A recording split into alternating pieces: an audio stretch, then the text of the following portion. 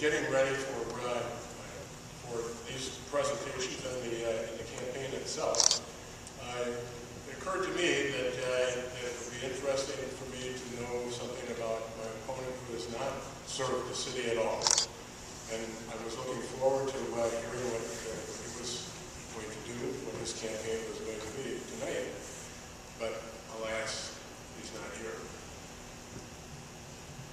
I've lived here for 20 years. Past 4 years, we've accomplished an awful lot. In preparing for this campaign, I tried to go back over 4 years, all of my notes, all of the material that I got being on the city council, and it's box after box. I'm the kind of alderman who sticks his nose in everything.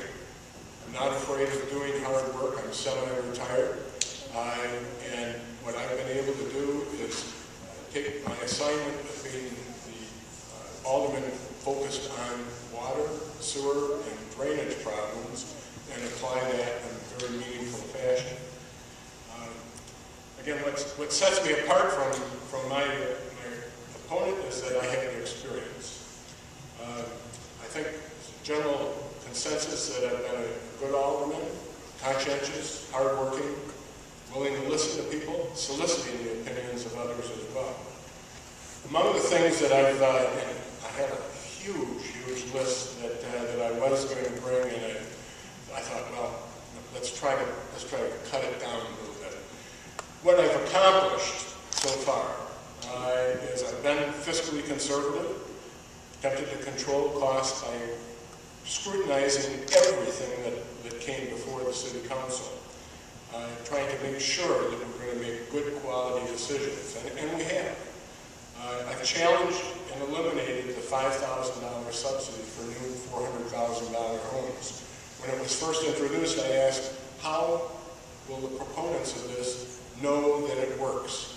And the response back to me was, well, we really don't know, but they did it in Manhattan, and they think it might have worked.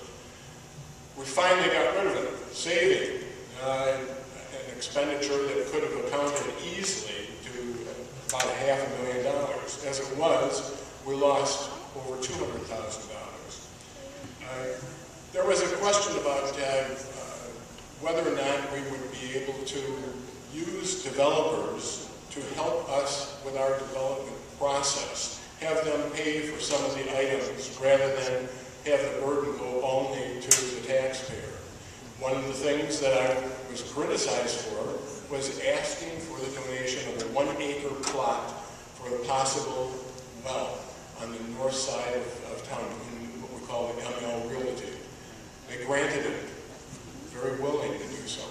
And it turns out that an analysis shows that that site is likely to be very productive for a new water well when we need it.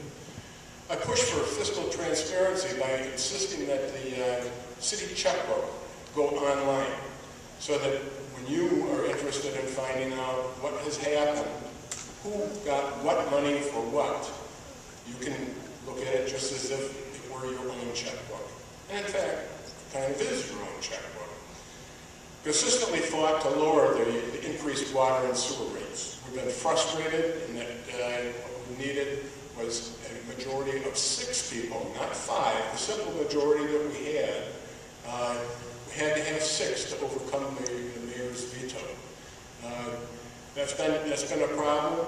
I think if you elect for mayor, Kelly Turner, Tom, Kelly, for alderman, Samantha Nietzsche, Michelle Heinzelman, 2nd Ward, these are people along with myself who will advocate for the reduction.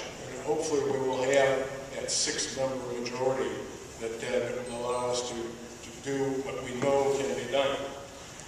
When we looked at the proposal from the CMT engineering company, it was a $57 million project. It didn't make a lot of sense. We brought in Robinson Engineering who had designed our water and sewer system, and they said, there's a lot of this, especially getting the water and storing the water doesn't make sense.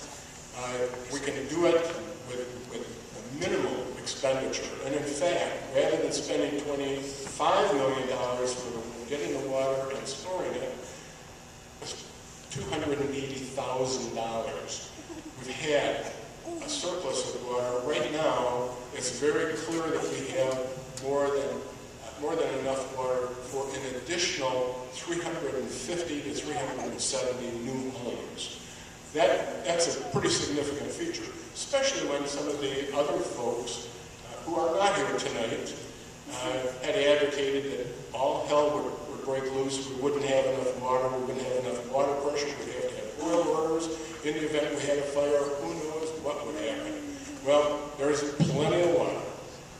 And on top of all of that, the Illinois EPA tells us that we're A-OK, we're in great shape. I pushed, along with Kelly Turner, for the bond program that has allowed us to develop 11 miles this past year and 3 more miles on the roads. And you'll notice that what we did is that we had the selection of the roads be done by the experts, not by the politicians. That was why, as you go through the city, you can see my scattering of all of the road improvements that were done. The smartest way to do it, because those road improvements were the least expensive and the most expedient. We solved the long-standing dangerous flooding problem on 151st and Olympic Lane. My fellow First Ward Alderman dawdled on this for years and did nothing. And I was able to bring it up and push the issue because I was able to identify money that was in the budget that allowed us to take care of it. It is no longer a hazardous intersection. I also voted for ending the red light camera. That $100 fine was embarrassing, and I had never heard anybody in favor of it until we raised the issue of doing away with it. It was happened, I was instituted before I was on the city council. I wouldn't have voted for it then, and certainly wouldn't vote to bring it back. As we go forward, there are 3 I'm general... sorry, Mr. Dyke, your time's up. Pardon? I'm sorry, your time Okay, is... I thought I had 5 minutes. Right? Thank you very much. I appreciate your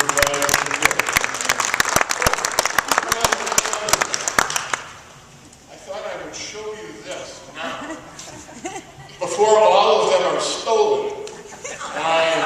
It's an incredible situation of how many signs